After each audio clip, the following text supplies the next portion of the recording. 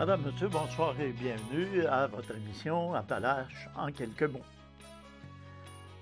La Ville de Thetford Mines et le syndicat des pompiers et pompières du Québec, section locale Thetford Mines, ont procédé à la signature d'une nouvelle convention collective de travail d'une durée de 7 ans, prenant effet rétroactivement en 2016 pour se terminer en 2022. Cette convention collective prévoit notamment un plan d'épargne retraite pour les pompiers à temps partiel, comme le prévoit maintenant la loi, et considérant qu'il s'agit du seul groupe à ne pas être couvert par un régime de retraite.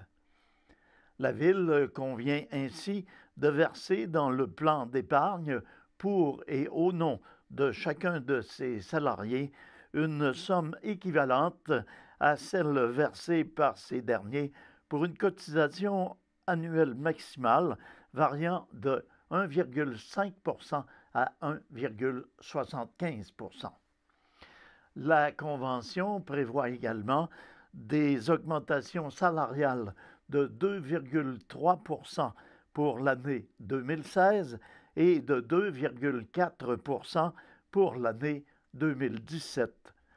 Pour les années 2018 à 2022, les salaires seront majorés annuellement d'un pourcentage équivalent à l'indice des prix à la consommation.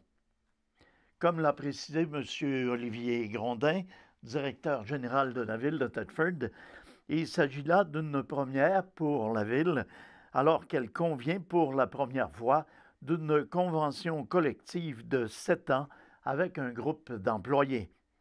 7 rencontres ont été nécessaires à la conclusion de cette entente et le climat d'ouverture et de collaboration a marqué ces négociations. Le maire de Thetford s'est également réjoui de l'issue des négociations en déclarant « Notre équipe de pompiers joue un rôle essentiel pour assurer la sécurité de notre population et nous sommes satisfaits de ce nouveau cadre de travail qui respecte nos attentes et le cadre financier que nous nous sommes fixés. » Selon M. Simon Gilbert, représentant du syndicat des pompiers et pompières du Québec, il est vrai que le climat des négociations a été cordial. Ce dernier a ajouté « Il ne faut pas oublier que de part et d'autre, le but visé est le service à la population, tout en respectant certaines balises. » M. Gilbert a également tenu à remercier et à souligner le travail de toutes les personnes impliquées dans le cadre de ces négociations. Rappelons que la convention collective des pompiers de Thetford Mines était échue depuis le 31 décembre 2015. Le 19 avril prochain se tiendra à l'espace entrepreneurial région de Thetford un 5 à 7 durant lequel M. Daniel Ferland, PDG du Bureau du cinéma et de la télévision de Chaudière-Appalaches, qui entretiendra les intervenants régionaux sur l'industrie du cinéma dans la région, de ses retombées économiques dans le milieu et des occasions d'affaires pour répondre aux besoins de cette industrie. La conférence, organisée conjointement par le Bureau du cinéma et de la télévision de Chaudière-Appalaches et Tourisme Région de Thetford, traitera des besoins spécifiques au tournage et comment les entreprises de services, les organisations et les municipalités peuvent contribuer à répondre aux besoins de l'industrie cinématographique régionale. Les intervenants visés sont les suivants: les fournisseurs potentiels de biens et services pour les équipes de tournage, les personnes du milieu touristique, culturel et artistique, les établissements de la région offrant un potentiel de tournage, les lieux potentiels d'hébergement et de restauration pour les équipes de tournage, les membres du milieu cinématographique et télévisuel comme les producteurs, les réalisateurs, les acteurs et les techniciens, les élus et les directions générales des municipalités, de même que les représentants politiques. Le Bureau du cinéma et de la télévision de Chaudière-Appalaches a pour mission principale de promouvoir la production cinématographique et télévisuelle dans la région.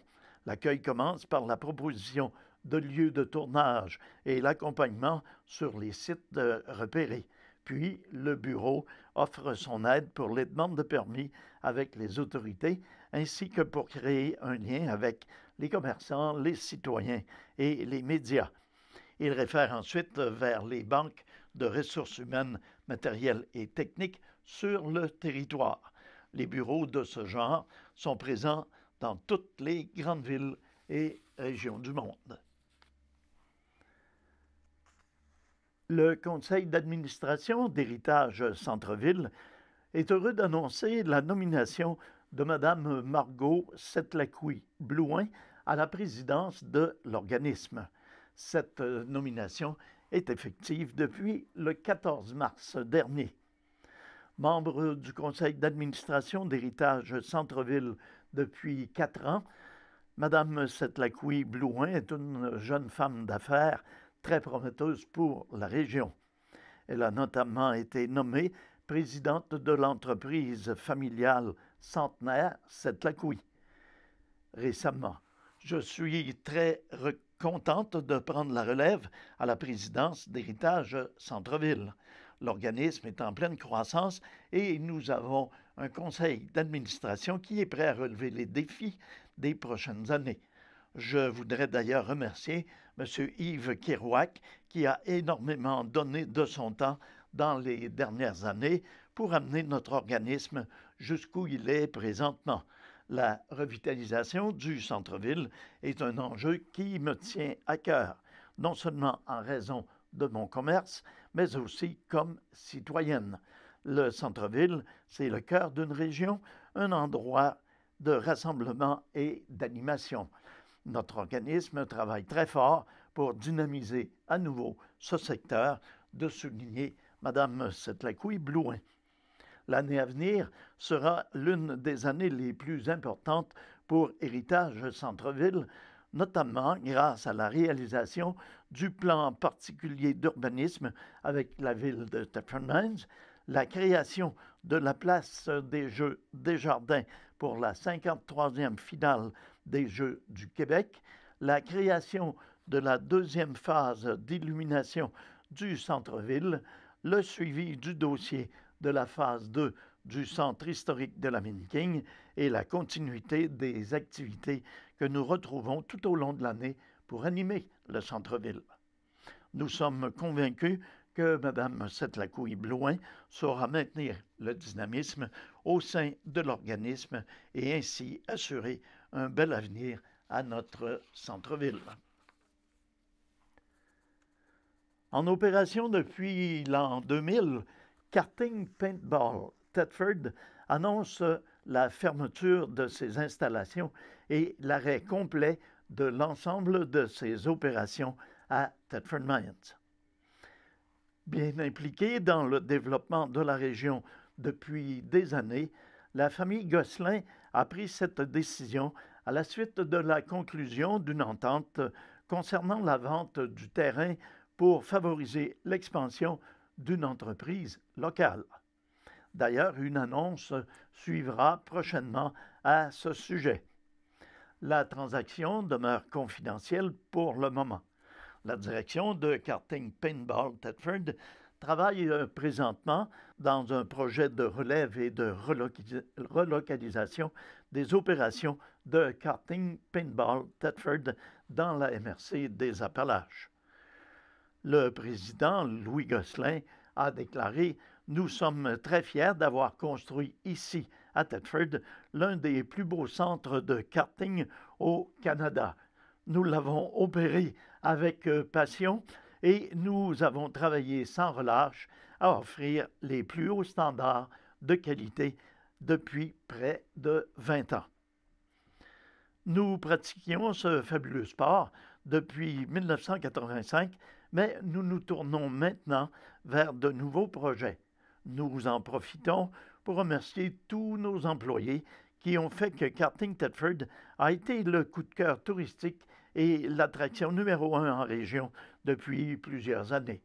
Nous remercions également notre fidèle clientèle d'être venue faire la course avec nous toutes ces années.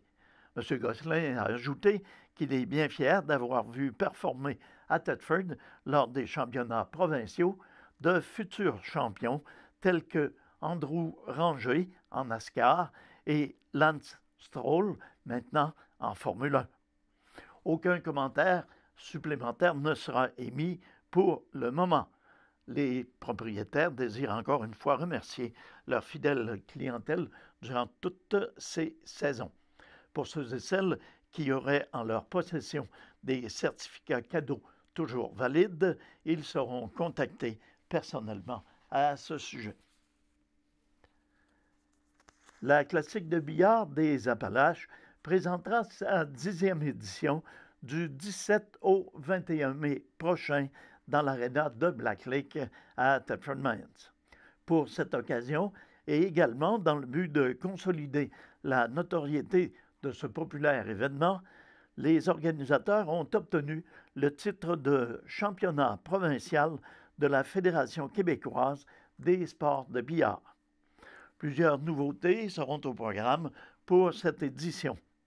Le championnat provincial de billard, compétition relevée regroupant les meilleurs joueurs du Québec faisant partie de la Fédération québécoise des sports de billard, accueillera plusieurs catégories de joueurs au jeu de la 9 et au jeu de la 10. Notons également la tenue de la première édition du championnat régional Beauce-Appalaches de petite table. Finalement, pour la première fois à Thetford, l'événement intégrera un nouveau sport dans sa programmation, soit le jeu de dard. En effet, les 8 meilleurs joueurs québécois seront confrontés devant la cible de dard aux 8 meilleurs joueurs de l'Ontario. L'organisation de cet événement a été confiée aux productions Eventime. Cet organisme possède une vaste expérience d'organisation de tournois dans le monde du billard et dans le monde des dards. Le public aura la chance d'assister aux différentes compétitions car des estrades seront installées dans l'aréna de Black Lake. Il sera également possible de s'inscrire à l'un ou l'autre des éléments de la programmation. Le ministre de l'Agriculture, des Pêcheries et de l'Alimentation, M. Laurent Lessard, de même que la vice-première ministre responsable de la stratégie numérique, Mme Dominique Anglade, ont annoncé récemment un nouveau programme destiné à accroître les investissements dans le secteur de la transformation alimentaire pour accélérer l'automatisation et augmenter la compétitivité des entreprises. Doté d'un budget total de 75 millions de dollars et déployé sur une période de 5 ans, soit jusqu'en 2023, ce programme, qui comporte 2 volets et autant de sous-volets, s'adresse à l'ensemble des entreprises de transformation alimentaire. Le volet 1 consiste en la planification d'une démarche. Ce volet du programme vise à soutenir la réalisation de projets de diagnostic et de planification ayant pour objet d'améliorer la productivité de la main-d'œuvre et la compétitivité des entreprises. L'aide financière prévue est de 75 000 $ par demandeur. Le volet 2 touche la réalisation de projets. Ce volet comporte 2 sous-volets. Le premier est nommé Amélioration, automatisation et robotisation des procédés. Il encourage les entreprises à profiter des technologies pour pallier le manque de main-d'œuvre et pour améliorer les conditions de travail des employés. Une aide financière de 150 000 $ par demandeur est accessible dans ce cas. Le deuxième sous-volet, implantation de systèmes de contrôle et de gestion de la qualité et implantation d'un système de certification biologique vise à appuyer les entreprises dans l'installation de tels systèmes qui sont indispensables pour intégrer certains marchés. Une aide de 150 000 par demandeur sera accordée. Le ministre Laurent Lessard a déclaré que la transformation alimentaire joue un rôle majeur dans le développement du secteur bioalimentaire. Les entreprises d'ici transforment plus de 70 des produits de l'agriculture et des pêches du Québec.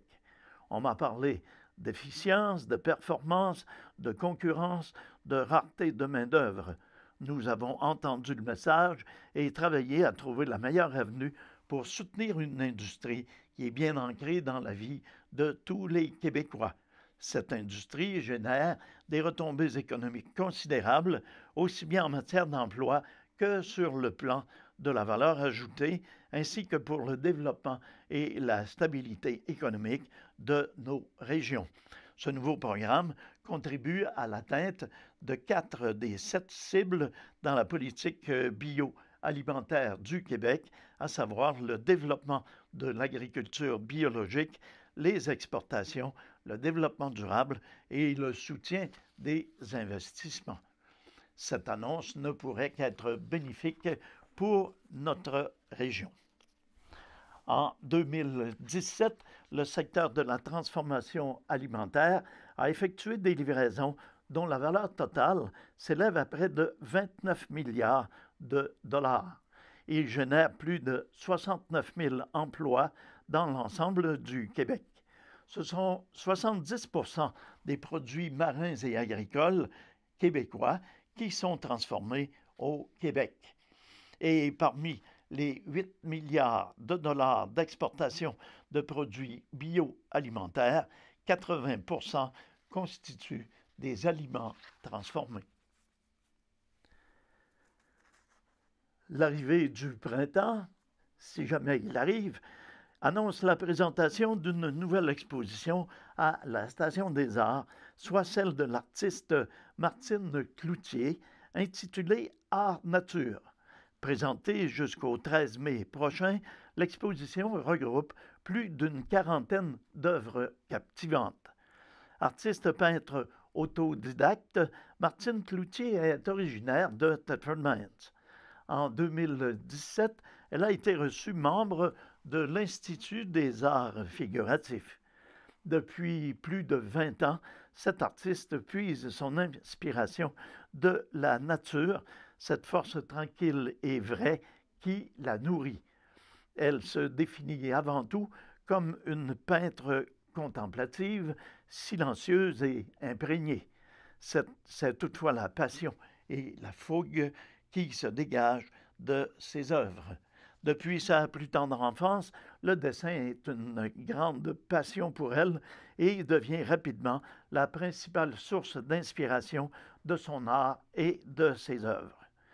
D'ailleurs, chacune de ses esquisses est une œuvre en soi et est habituellement réalisée sur le motif, c'est-à-dire directement en nature. Ses œuvres ne sont jamais statiques. Couleurs, techniques et recherche du mouvement sont le centre de sa démarche artistique. C'est d'ailleurs ce qui la différencie et la rend unique. Martine Cloutier participe cette année à de nombreux événements en art visuel au Québec, dont le Symposium de peinture de Thetford qui se déroule chaque printemps à la Maison de la Culture. Ses œuvres, au charme indéniable, en émerveilleront plus d'un. La Station des Arts est ouverte au public les jeudis et vendredis entre 18h et 21h, de même que les samedis et dimanches de 13h à 16h. L'artiste Martine Cloutier y sera présente les dimanches en après-midi pour peindre devant public et rencontrer les visiteurs. Donc, c'est un rendez-vous jusqu'au 13 mai prochain. Le samedi 28 avril, à 20h, un spectacle de la relève en humour sera présenté à l'Auditorium Desjardins de la Polyvalente d'Israël. Sam Breton, Mig Lafontaine et plusieurs invités seront de la partie pour vous livrer un spectacle déjanté et hilarant. Sam Breton, diplômé de l'École de l'humour et tête d'affiche du spectacle, est présentement en rodage pour son premier one-man show. Ce spectacle du 28 avril vous donnera la chance de rire de ses blagues avant tout le monde. Vous ne serez pas en reste avec les autres humoristes présentés durant la soirée qui vous promettront de vous faire rire à gorge déployée. Pour plus d'informations, vous devez rejoindre par courriel M. Miguel Lafontaine, organisateur de l'événement. Les 28 et 29 avril prochains, de 10h à 16h, le Salon d'artisanat, le Printemps des artisans, sera de retour au Cabaret des Arts de Disraeli pour une 4e édition. Cet événement est très attendu dans cette municipalité. Il met en valeur plus d'une dizaine ou plus d'une vingtaine d'artistes locaux qui présentent des produits de qualité tout en favorisant la rencontre entre public et créateurs.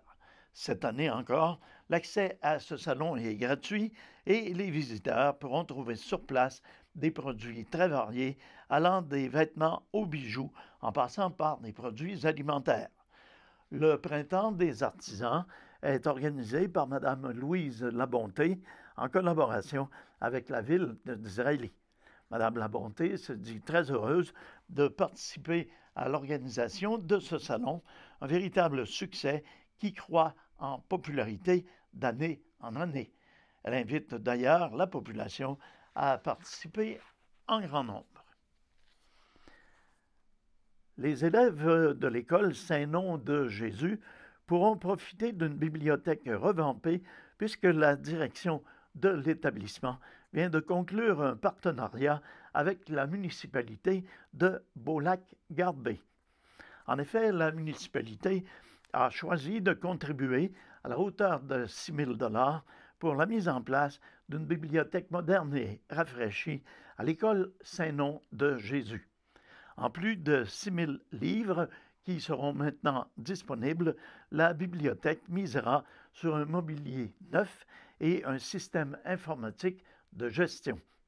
Pour la directrice générale de la municipalité, Mme Cynthia Gagné, cette contribution témoigne de la volonté des élus de participer à l'éducation et à l'épanouissement des élèves.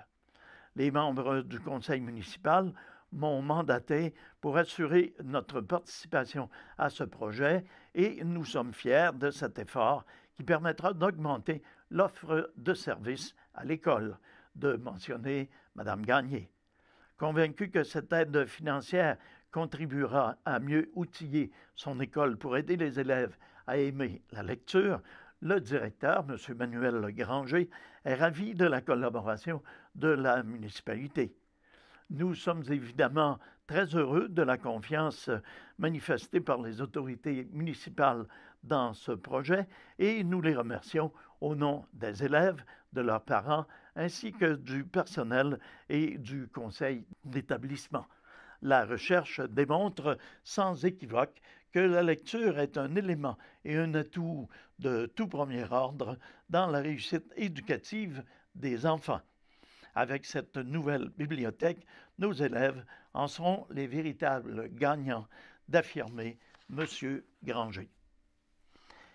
Finalement, rappelons que, comme chaque année, le comité organisateur de la journée tripante vous offrira une journée haute en couleurs et en sensations fortes.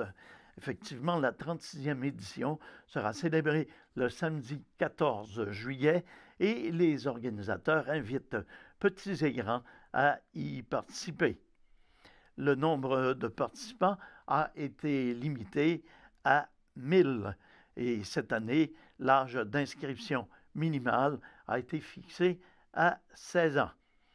Donc, afin de profiter d'un tarif avantageux pour la descente, il est recommandé de s'inscrire avant le 6 juillet en ligne sur le site Journée Tripante en commercial gmail.com.